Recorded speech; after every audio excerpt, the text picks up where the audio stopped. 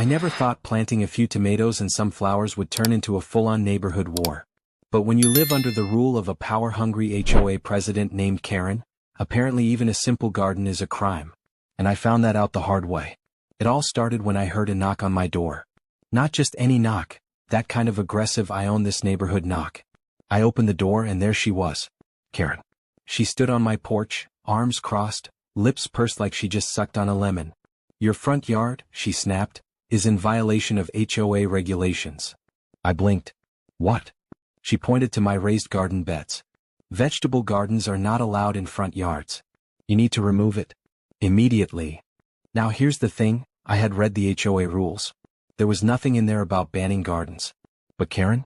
She thrived on making up new rules on the spot just to control people. So, I did what any reasonable person would do. I told her no.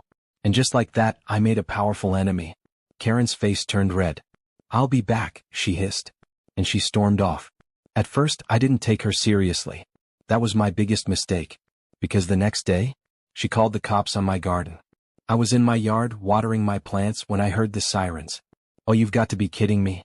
A police cruiser pulled up in front of my house and 2 officers stepped out.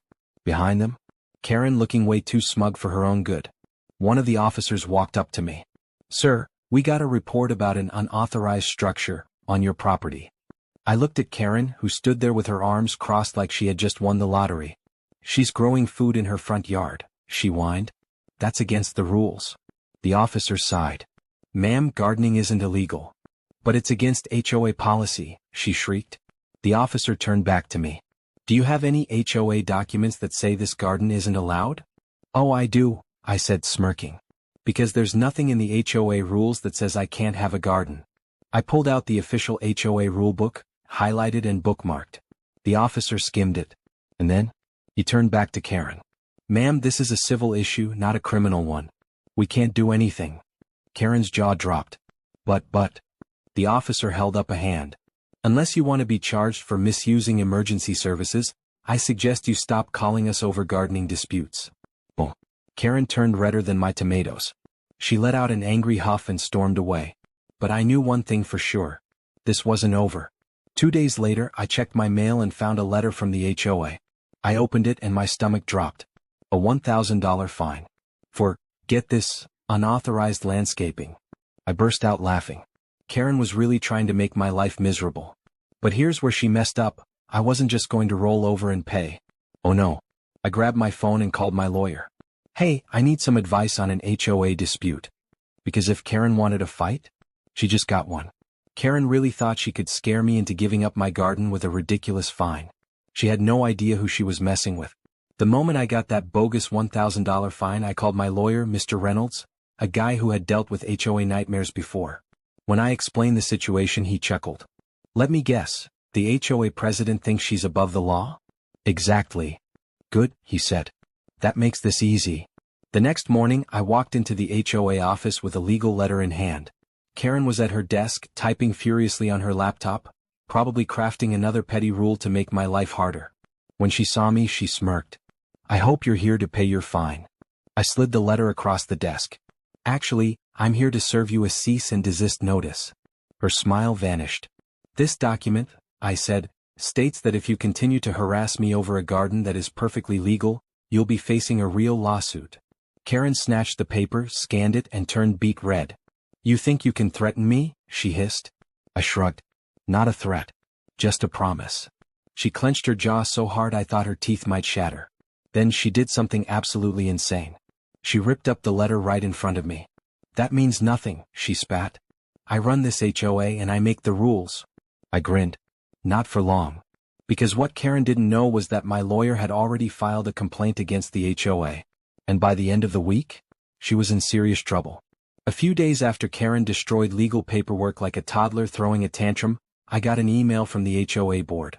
Subject: urgent, HOA meeting scheduled. Now here's the thing, Karen loved running the HOA like a dictatorship. But the board? They weren't all on her side. Some of them were just too scared to speak up. Until now. That evening the HOA meeting was packed. People whispered as I walked in, some giving me nods of support. Everyone had heard what Karen did.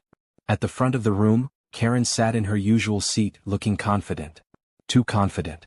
Big mistake. The HOA vice president, Mr. Holloway, cleared his throat.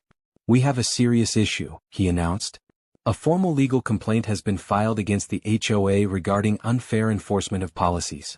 The room went dead silent. Karen's smug expression vanished. This complaint, he continued, involves unapproved fines and abuse of power. And if we don't handle it properly, the HOA could face a lawsuit. Murmurs spread through the crowd. Finally, someone spoke up. Wait, is this about the garden fine? Yep, I said, standing up. Karen tried to fine me $1,000 for a garden that's not against the rules.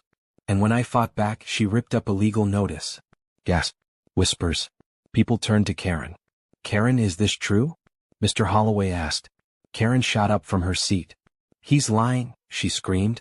But the problem? I had receipts. I pulled out a copy of the letter she destroyed. My lawyer had already sent another one by email. I also had video footage of her screaming at my door about how she made the rules. I played it for the entire room. The silence that followed? Glorious. Karen stammered. This is all being blown out of proportion. Mr. Holloway sighed and shook his head. Karen, you've gone too far. Then he dropped the bombshell. As of this moment, the board is removing you as HOA president. The room exploded with cheers. And Karen? She looked like she was about to pass out. Losing her title as HOA president should have been the end of it. It should have been. But Karen? Oh no. She wasn't about to go down quietly. 2 days after her humiliating removal, I noticed something weird. My trash cans were missing. At first I thought maybe the wind had knocked them over. But no, the entire bin was gone. Then my mail started going missing. Then I found eggs splattered on my driveway. At first I thought it was some random prank. But deep down I knew. Karen was behind it. The next morning I was sipping my coffee when I saw a tow truck rolling up my driveway. I rushed outside, heart pounding. And guess who was standing there, grinning like a villain? Karen. What do you think you're doing? I snapped. She crossed her arms. Your car is violating HOA policy. It's being towed. I stared at her, then at my car, which was parked in my own damn driveway. What policy? I demanded. She smirked. New rule. Driveways must remain clear of vehicles overnight. I wanted to laugh.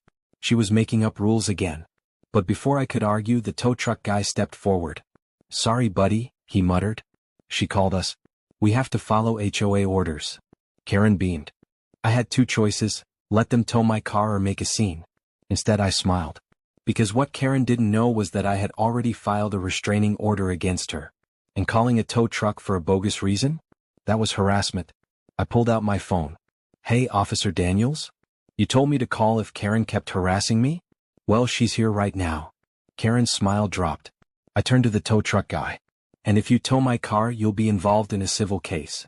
He backed off immediately. Karen? She turned and ran. But I wasn't done with her yet. That night, I installed security cameras. And guess what? At 2 a.m., Karen snuck onto my property with a can of spray paint. She was about to vandalize my fence when my sprinklers turned on. I had set them up on motion detection. Karen let out a screech as the water blasted her full force. Then I heard sirens. See, I had already called the cops, telling them I suspected she'd try something.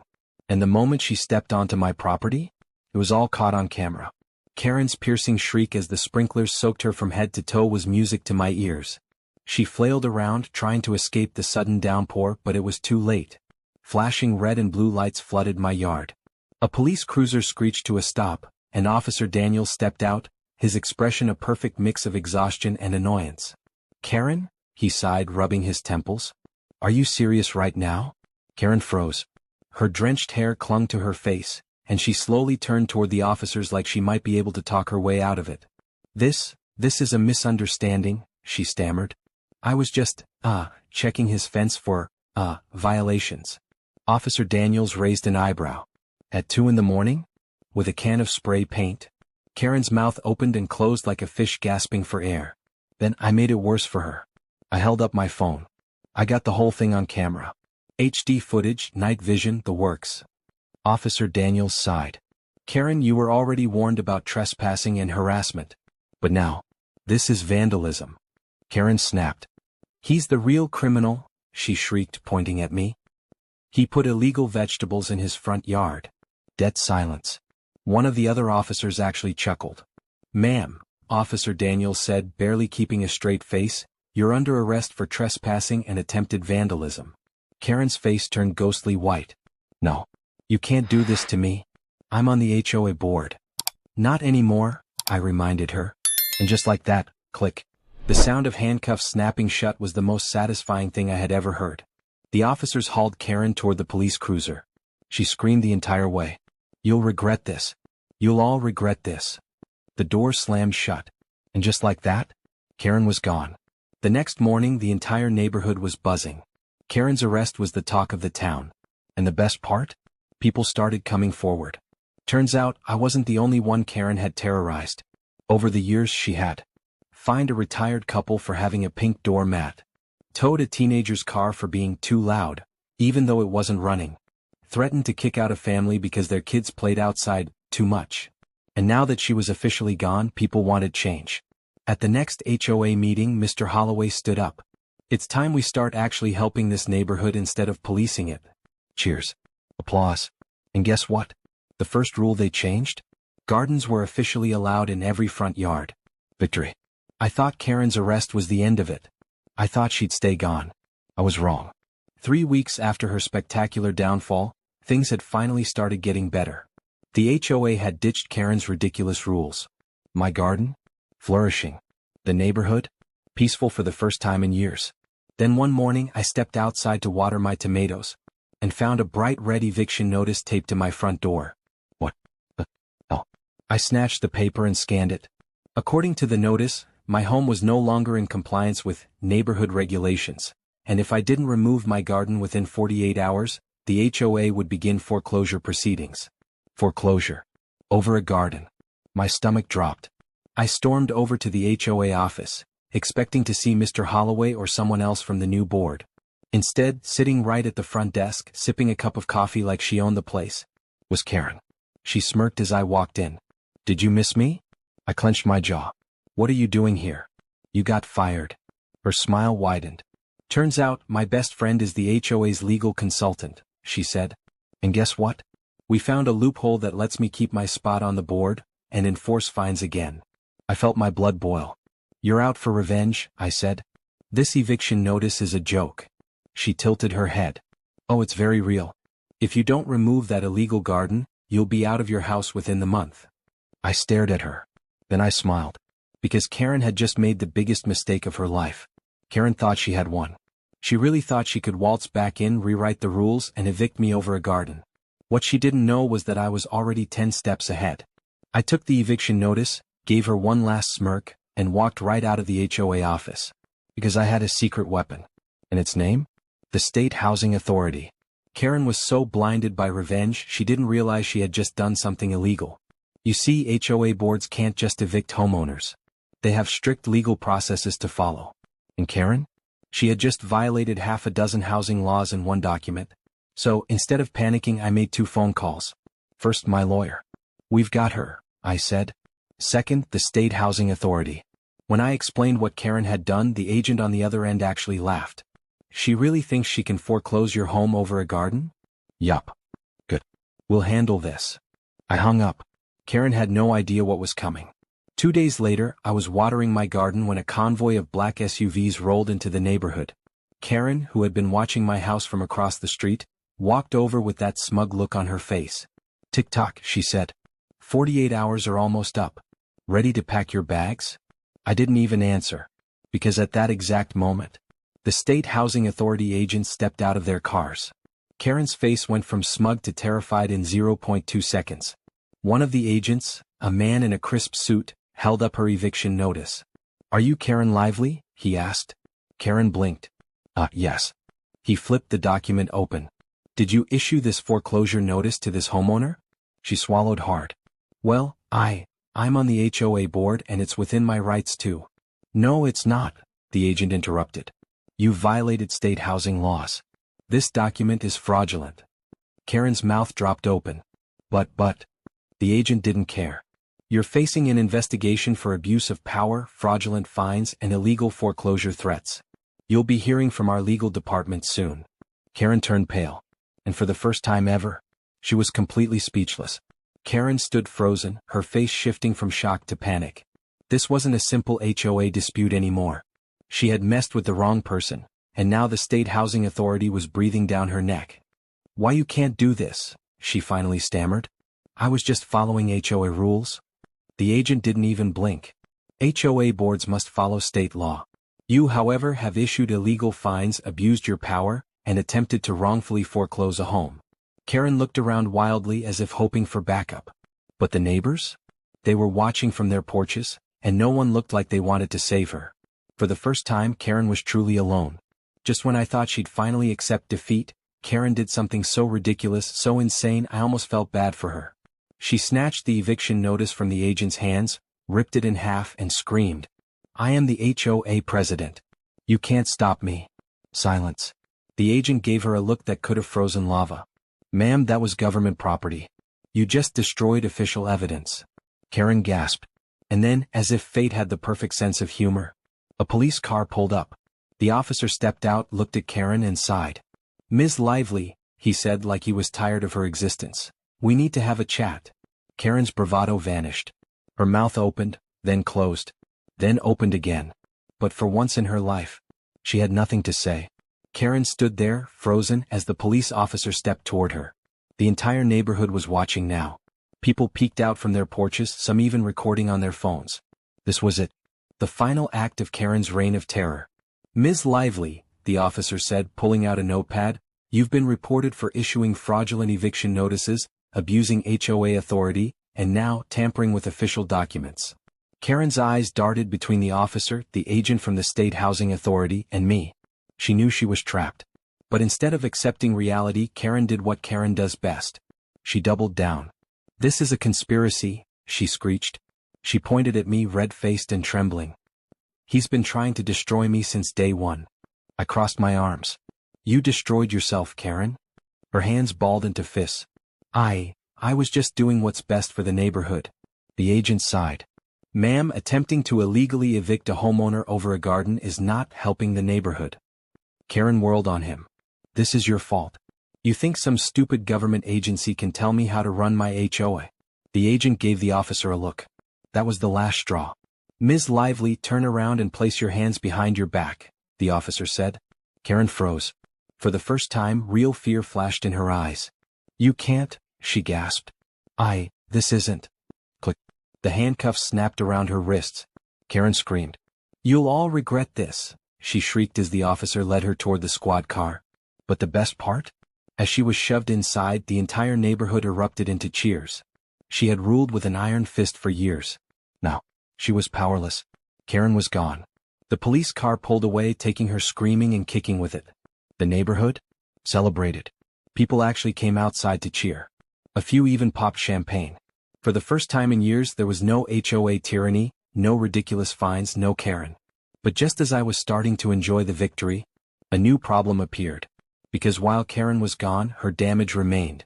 The next morning, a group of neighbors and I met at the HOA office.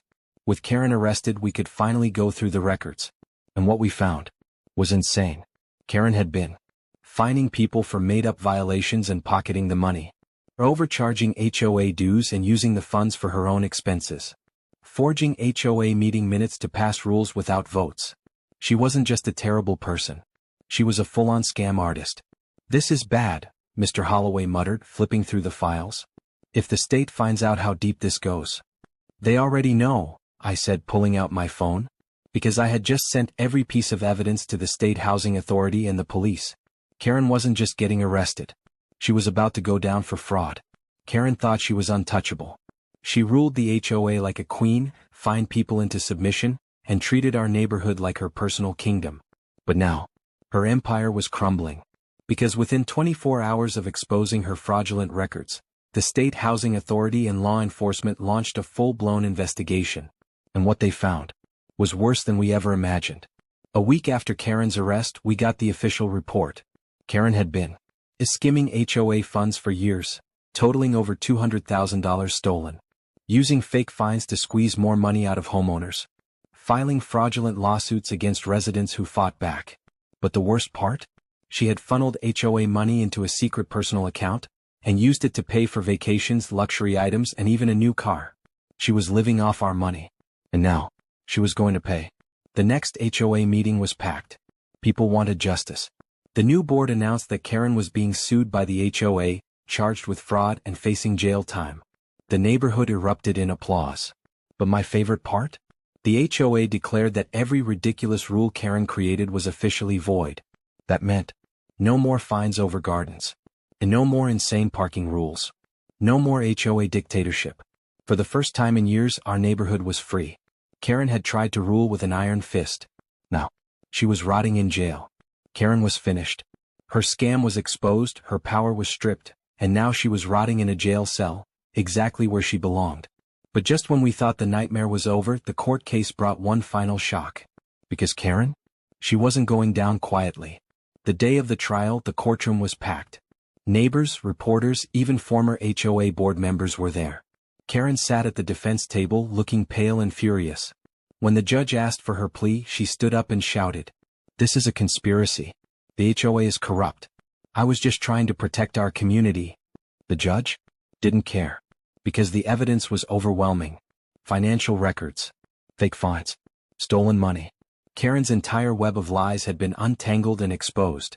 After 2 hours of testimony, the verdict came in. Guilty. The sentence? 5 years in prison for fraud, embezzlement, and abuse of power. When the judge read the sentence, Karen finally broke. She screamed, she cried, she even tried to blame me. But in the end, she was dragged out of the courtroom in handcuffs. And just like that, Karen was gone for good. With Karen out of the picture, the neighborhood finally felt alive again. Gardens flourished. People actually enjoyed their homes. And the HOA? Now run by reasonable people who actually listened to homeowners. One afternoon, as I sat in my thriving garden, a neighbor walked by and said, "You really took Karen down, huh?" I smiled. She did it to herself. Because in the end, when you build an empire on greed, lies, and control, it always crumbles. Karen's reign is over. Justice is served. And the neighborhood? Stronger than ever.